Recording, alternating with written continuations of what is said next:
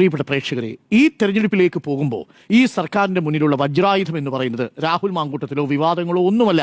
വളരെ സൈലന്റ് ആയിട്ട് അവർ ചോദിക്കുന്നു. ഞാനൊരു പ്രചരണ വീഡിയോ കാണുകയായിരുന്നു.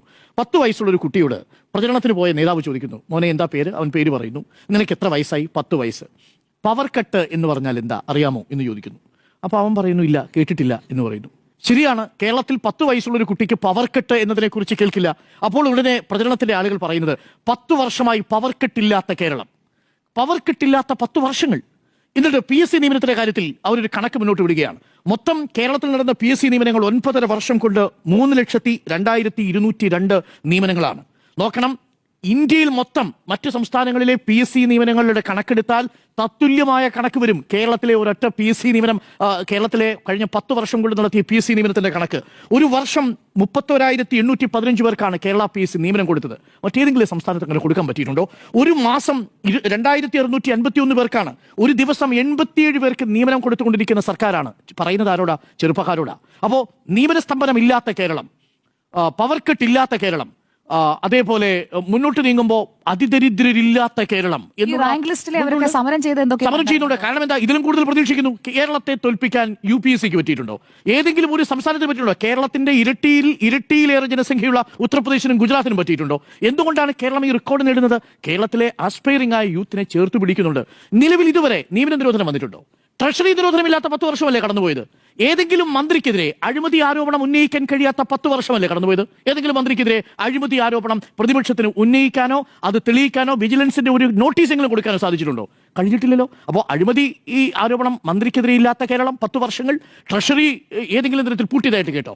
ട്രഷറി പൂട്ടിയിട്ട് ശമ്പള വിതരണം മുടങ്ങിയതായിട്ട് കേട്ടോ? എവിടെ? ട്രഷറി നിയന്ത്രണമല്ലേ? ട്രഷറി നിയന്ത്രണം സ്വാഭാവികമാണ്. എല്ലാ സമയത്തും എല്ലാ വർഷത്തിലും മാർച്ച് മാസം ഉണ്ടാവും. അങ്ങനെയായിരുന്നു ഉമ്മൻചാണ്ടി സർക്കാരിന്റെ കാലത്ത്, അങ്ങനെയായിരുന്നു AK ആന്റണി സർക്കാരിന്റെ കാലത്ത്. ശമ്പളമില്ലാതെ ഏതെങ്കിലും സർക്കാർ ജീവനക്കാർ ബുദ്ധിമുട്ടുണ്ട്. അല്ല, ട്രഷറി നിയന്ത്രണമുണ്ട് സ്വാഭാവികമായി. പക്ഷെ ട്രഷറി അടച്ചിട്ടില്ല, ട്രഷറി പൂട്ടിയിട്ടില്ല. ട്രഷറി പൂട്ടാത്ത 10 വർഷങ്ങൾ, പവർ കട്ടില്ലാത്ത 10 വർഷങ്ങൾ, നിയമന നിരോധനമില്ലാത്ത 10 വർഷങ്ങൾ. ശരിയല്ലേ? കഴിഞ്ഞ 10 വർഷം കൊണ്ട് സാക്ഷാൽ പ്രതിപക്ഷ നേതാവ് തന്നെയാണ് പറയുന്നത്, കേരള സർക്കാർ കഴിഞ്ഞ 10 വർഷം കൊണ്ട് ആകെ 4,71,000 വീടല്ലേ വെച്ച് കൊടുത്തത്. അത്രയുമാണ് വെച്ച് കൊടുത്തത്. UDFO 5,002 വീടുകളാണ് 5 വർഷം കൊണ്ട് വെച്ച് കൊടുത്തത്. ഈ കണക്ക് നമ്മുടെ മുന്നിലുണ്ട്. ഇതാണ് യഥാർത്ഥത്തിലുള്ള വജ്രായുധമായി സർക്കാർ ഉപയോഗിക്കാൻ പോകുന്നത്. ഇവിടെ എന്താ സംഭവിക്കാൻ പോകുന്നത്? ഇവിടെ വീട്ടമ്മമാർക്ക് 1,000 രൂപ വീതം മാസം കിട്ടാൻ പോവാണ്. 30 വയസ്സ് മുതൽ 60 വയസ്സ് വരെയുള്ള സ്ത്രീകൾ. എത്ര പേരാണെന്നറിയോ? 32 ലക്ഷമാണ്. 32 lakhs. 32 ലക്ഷം സ്ത്രീകളുടെ കൈകളിലേക്ക് 1,000 രൂപ വീതം കിട്ടാൻ പോവാണ്. തീർന്നില്ല, 64 ലക്ഷം ആളുകൾക്കാണ് ഈ 2,000 രൂപ വീതം പ്രതിമാസ പെൻഷൻ കിട്ടുന്നത്. രണ്ടും കൂടി കണക്കൂട്ടി നോക്കിയേ എത്ര വരും? 64 + 32 96. 5 ലക്ഷം യുവാക്കൾക്ക് 1,000 രൂപ വീതം പ്രതിമാസം ഗ്രാൻഡായിട്ട് കൊടുക്കാൻ പോവാണ്. സ്കോളർഷിപ്പ് പോലെ അവരുടെ പഠന കാലാവധിക്കും ഒപ്പം അവരുടെ ജോലിക്കും ഇടയിലുള്ള കാലഘട്ടത്തിൽ കൊടുക്കാൻ പോവാണ്. 18 വയസ്സ് മുതൽ 30 വയസ്സ് വരെയുള്ളവർക്ക്. മൊത്തം കൂടി എത്രയായി? 1,03,00,000 ആളുകളുടെ 18 വയസ്സിന് മുകളിലുള്ള ഏകദേശം പാതിയോളം വരുന്ന മനുഷ്യർക്ക് മുഴുവൻ അവരുടെ കയ്യിൽ അവരുടെ ജീവസന്ധാരണത്തിന് വേണ്ടുന്ന മിനിമം തുക ഈ സർക്കാർ കൊടുക്കുകയാണ്. എപ്പോഴാണ് കൊടുക്കുന്നത്? കേന്ദ്ര സർക്കാർ സാമ്പത്തികമായി ഈ സംസ്ഥാനത്തെ ഞെരുക്കി പിഴിഞ്ഞുകൊണ്ടിരിക്കുമ്പോൾ 57,000 കോടി രൂപയുടെ കുടിശ്ശിക അല്ലെങ്കിൽ സംസ്ഥാന സർക്കാർ അവകാശപ്പെട്ട വിഹിതം കൊടുക്കാതിരിക്കുമ്പോഴും ഇത് സംസ്ഥാന സർക്കാർ ചെയ്യുന്നു എന്നുള്ള കാര്യം തദ്ദേശ തെരഞ്ഞെടുപ്പിലും അടക്കം ചർച്ചയാവും. കാരണം അവിടെ ജനങ്ങൾക്ക് അത് ബോധ്യമാവുന്നുണ്ട്. അത് മധ്യപ്രദേശിന്റെ തുടർച്ചയായി, മഹാരാഷ്ട്രയുടെ തുടർച്ചയായി, കേരളം കിറ്റ് കൊടുത്തു എന്ന് പറഞ്ഞുകൊണ്ടുള്ള വലിയ വിമർശനം നടത്തിയ കോൺഗ്രസ് യഥാർത്ഥത്തിൽ ഭയന്നിരിക്കുന്നതല്ലേ? വീടിന്റെ കാര്യം കോൺഗ്രസിന് സംസാരിക്കാൻ പറ്റുന്നില്ല. കോൺഗ്രസിന് ഏതെങ്കിലും ജനങ്ങളോട് പറയാൻ പറ്റും, നിങ്ങൾക്ക് വീട് വെച്ച് തരാം എന്ന് പറഞ്ഞു കഴിഞ്ഞാൽ ആൾക്കാർ അടുത്ത തവണ ചോദിക്കുന്നത് വയനാട്ടിൽ വീട് എവിടെ, വയനാട്ടിലെ വീടിന് സ്ഥലം എവിടെ എന്നുള്ള ചോദ്യമാണ്. ഇതിനുള്ള മറുപടിയിൽ സ്ഥലം പോലും കണ്ടെത്തിയിട്ടില്ല. അതിനവർ പറയുന്ന ന്യായം എന്താ? സാങ്കേതിക പ്രശ്നങ്ങളുണ്ടല്ലോ എന്നുള്ളതാണ്. ഇന്നിപ്പോ നമ്മൾ ഈ സംസാരിക്കുന്ന ദിവസം വയനാട്ടിൽ 50ാമത്തെ വീടിന്റെ വാർപ്പ് പൂർത്തിയായി. അപ്പോഴാണ് കോൺഗ്രസിനോട് ചോദ്യം, നിങ്ങളുടെ 100 വീട് എവിടെ? സിദ്ധരാമയ്യ പറഞ്ഞ വീട്, രാഹുൽ ഗാന്ധി പറഞ്ഞ 100 വീട് എവിടെ? യൂത്ത് കോൺഗ്രസ് പറഞ്ഞ 100 വീട് എവിടെ? യൂത്ത് കോൺഗ്രസ് പിരിച്ച പണം എവിടെ? ആപ്പ് എവിടെ? ആപ്പും ഇല്ല, ഒരു കുന്തവുമില്ല എന്നുള്ളതാണ് യൂത്ത് കോൺഗ്രസിന്റെ കാര്യത്തിലാണെങ്കിലും കോൺഗ്രസിന്റെ കാര്യത്തിലാണെങ്കിലും. അപ്പോൾ ഇതുമായിട്ട് അങ്ങോട്ട് വോട്ട് ചോദിക്കാൻ ചെല്ലുമ്പോൾ ആളുകൾ തിരിഞ്ഞു ചോദിച്ചു കഴിഞ്ഞാൽ മറുപടി ഇല്ലാത്ത അവസ്ഥയെത്തുന്നു. അവിടെയാണ് പറയുക, നമ്മുടെ സ്വർണം കൊണ്ടുപോയ ആളുകൾ ചോദിക്കുന്നു. അപ്പോഴാണ് പെൻഷൻ വാങ്ങിയ അമ്മമാർ വന്ന് ഇവരെടുത്ത് പറയുന്നത്, പെൻഷൻ കിട്ടി, ഇവിടെ എനിക്കും കിട്ടി, എൻ്റെ മോക്കും കിട്ടി, എൻ്റെ ചെറുമകനും കിട്ടി, അവരെല്ലാവരും വളരെ ഹാപ്പി ആയിട്ടിരിക്കുന്നു എന്ന അവസ്ഥയിലേക്കാണെങ്കിൽ ഒരു ഫീൽ ഗുഡ് ഫാക്ടർ ഈ സർക്കാരിന് കൊടുക്കാൻ സാധിച്ചിട്ടുണ്ടെങ്കിൽ അത് ഈ തെരഞ്ഞെടുപ്പിൽ വജ്രായുധമായിരിക്കും. 2020 തദ്ദേശ തെരഞ്ഞെടുപ്പിൽ വലിയ വിജയം LDF നേടുമ്പോൾ BJPക്കെതിരെ വിമർശനം ഉന്നയിച്ചൊരു നേതാവുണ്ട്, O Rajagopal. O Rajagopal പറഞ്ഞൊരു സ്റ്റേറ്റ്മെന്റ് ഇതാണ്: എല്ലാവരും സ്വപ്നയ്ക്കും സ്വർണ്ണക്കടത്തിനും പിന്നാലെ പോയി, സർക്കാർ വികസനത്തിന് പിന്നാലെ പോയി. ഇതാണ് തദ്ദേശ തെരഞ്ഞെടുപ്പിലെ പരാജയത്തിന് കാരണം. തിരുവനന്തപുരം കോർപ്പറേഷൻ BJPക്ക് പിടിക്കാനാവാതെ വന്നപ്പോൾ O Rajagopal പറഞ്ഞൊരു വാചകമാണ്, പ്രധാനപ്പെട്ട വാചകമാണ്. ഒ രാജഗോപാൽ പറഞ്ഞതിന്റെ ക്രെക്സ് എന്താ? എല്ലാവരും സ്വർണ്ണക്കടത്ത് ചർച്ച ചെയ്തു, ബിരിയാണി ചെമ്പിലെ സ്വർണ്ണക്കടത്ത് ചർച്ച ചെയ്തു, ഈന്തപ്പഴത്തിലെ സ്വർണ്ണക്കടത്ത് ചർച്ച ചെയ്തു, ഖുറാനിലെ സ്വർണ്ണക്കടത്ത് ചർച്ച ചെയ്തു. ജനങ്ങൾ വിശ്വസിച്ചത് ഈ കോവിഡ് കാലത്ത് തങ്ങളെ സംരക്ഷിച്ചു പിടിച്ച സർക്കാരിനെയാണ്. ജനങ്ങൾ സർക്കാരിനോടൊപ്പം പോയി. ആ തിരിച്ചറിവിലാണ് പിന്നീട് നാളിതുവരെ സ്വപ്ന സുരേഷിന്റെ ഒരു വാചകം UDF വേണ്ടിയിട്ടില്ല. സ്വർണ്ണക്കടത്ത് എന്നൊരു കാര്യം ഒരു BJP നേതാവിനും ഇപ്പൊ പറയണ്ട. കേസ് എന്താ തീർന്നുപോയോ? കേന്ദ്ര അന്വേഷണ ഏജൻസിയുടെ കയ്യിൽ കഴിഞ്ഞ 5 വർഷമായിട്ട് ഈ കേസുണ്ട്.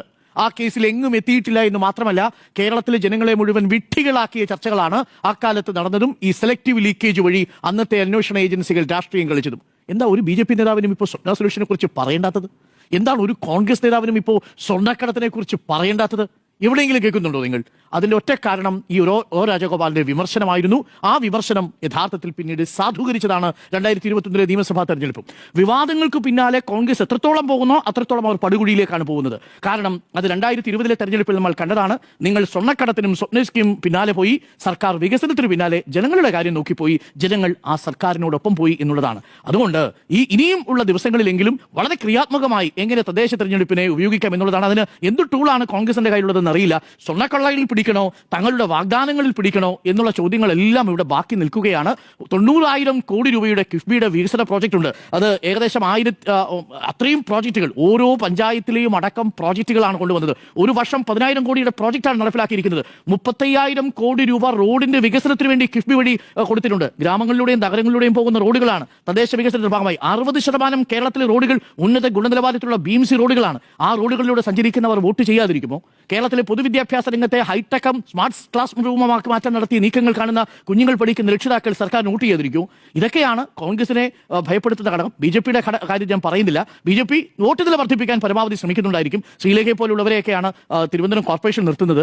ഈ ദിലീപ് ഉൾപ്പെട്ട ഒരു കേസിൽ ദിലീപിന് അനുകൂലമായി യൂട്യൂബിൽ സംസാരിച്ച ശ്രീലേഖയാണ് ഈ 8-ാം തീയതി യുവതി നടിയെ ആക്രമിച്ച കേസിലെ വിധി വരുമ്പോൾ തിരുവനന്തപുരം കോർപ്പറേഷൻ ശാസ്ത്രമംഗലത്ത് നിന്ന് വിധി തേടാൻ പോകുന്നത്. ഇവിടെ പരസ്യമായി വന്ന ഏതെങ്കിലും ഒരു രാഷ്ട്രീയ നേതാവ് ദിലീപിനെ അനുകൂലിച്ചിട്ടുണ്ടെങ്കിൽ അത് BJPയുടെ താമര ചിഹ്നത്തിൽ ശാസ്ത്രമംഗലത്ത് മത്സരിക്കുന്ന ശ്രീലേഖ എന്ന് പറയുന്ന ആളാണ്. അത് BJP ചെറുതായിട്ടാണ് പ്രതിരോധത്തിലാക്കാൻ പോകുന്നത്. 8-ാം തീയതി വിധി വരുമ്പോൾ തിരിച്ചാണ് വിധിയെങ്കിൽ എങ്ങനെ വിധി വന്നാലും അത് ഉണ്ടാക്കാൻ പോകുന്ന ഇമ്പാക്ട് ചെറുതായിരിക്കില്ല.